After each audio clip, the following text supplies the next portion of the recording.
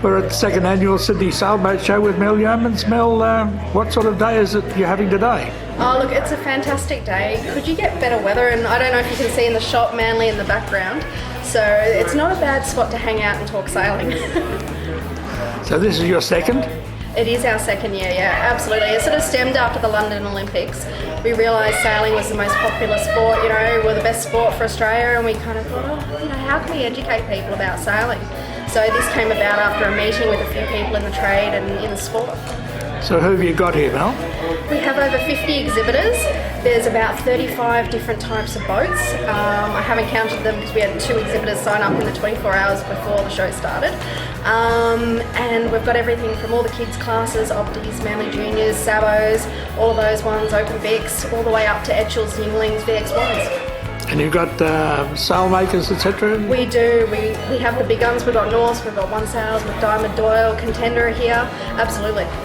Well, it's got everything for everybody. It does, and I tell you what, there's been some amazing specials as well. The guys in Musto have done a fantastic job. They're inside the building, as are Deck Hardware and Ronston. So they've got the big classrooms and big displays.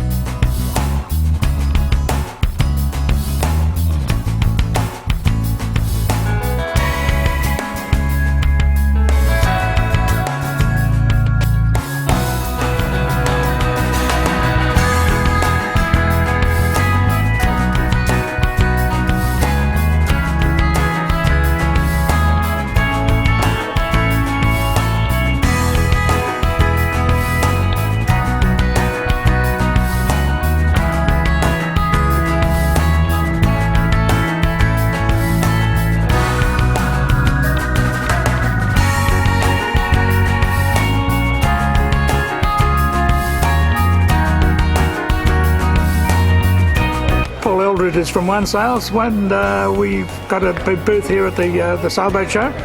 What's been happening, Paul?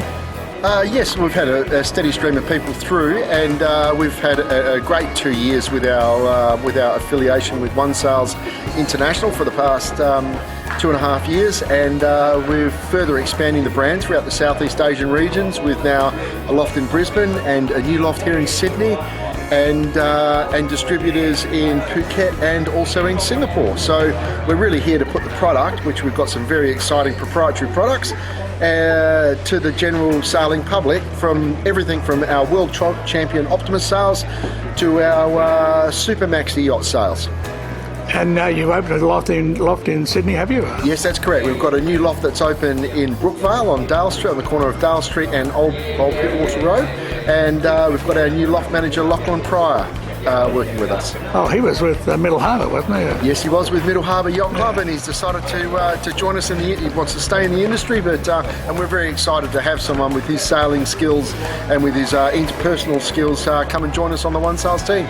I'd just like to really plug our proprietary 4T product, which is just here, which is the world's first recyclable sail, in addition to the fact that it's a true composite. These are the first sails that have ever been recycled, and they are one-piece thermo-molded sails, and they are truly filmless, and they're actually custom made and used without using any film or glue. So we're very excited about this, and these sails can actually be made for any yacht in the world, including from yachts as small as the A-class catamaran you can see behind you, all the way through to super maxi yachts. So where is it made?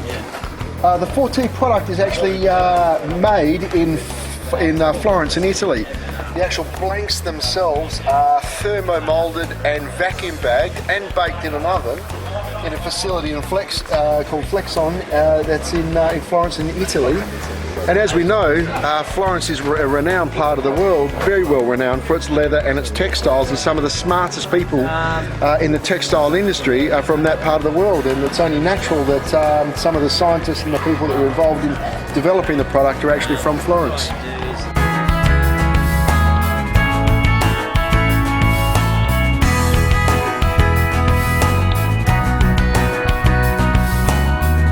Look, he just walked into the Sydney Sailboat Centre. It's a show. It's Tom Burton. Tom, how's the Olympic campaign going? Quite good. Good chunk of training last week, and actually all the squad guys for me have gone overseas. So I've got one last week of a little bit of training myself, and then head off overseas on Sunday. Where are you off to? Here in France. Oh, of course, for the first World Cup. Yeah. The next World Cup of the year. Then after here? We got our Laser Worlds in Mexico, and then back to Europe for Weymouth for another World Cup, and then a bit of time off to really prepare for the Olympics in Rio. What's the word as far as the venue is concerned? Tom, everybody's asking about that. I was there just last in March, and there was actually a lot of rain, so the water was not that great because a lot of the rubbish and things had been washed into the lake. So we spent a lot of time training kind of offshore to get away from the rubbish a little bit. So it's not looking great, but I'm sure they'll put in an effort, really to get rid of it for the racing. What has happened in the last 6 months or so? How are you placed as far as rating is concerned, Tom? The rankings at the moment, I'm still number one, I think. But a lot of not much focus on that really. Just trying to get some really good results in specific regattas that we're aiming towards in the lead up to really performing in the one big one being Rio. Being Rio, indeed. Well, listen, all the best and congratulations and good luck. Cheers, thanks a lot.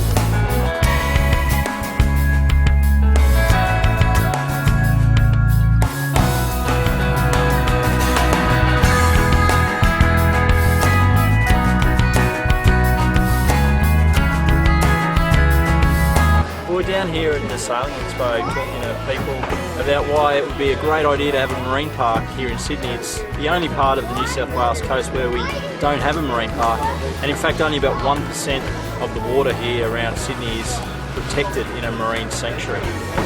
So the government's currently got a community consultation program that they're running, asking people what parts of the Sydney water they'd like to see put into marine sanctuary or have increased protections.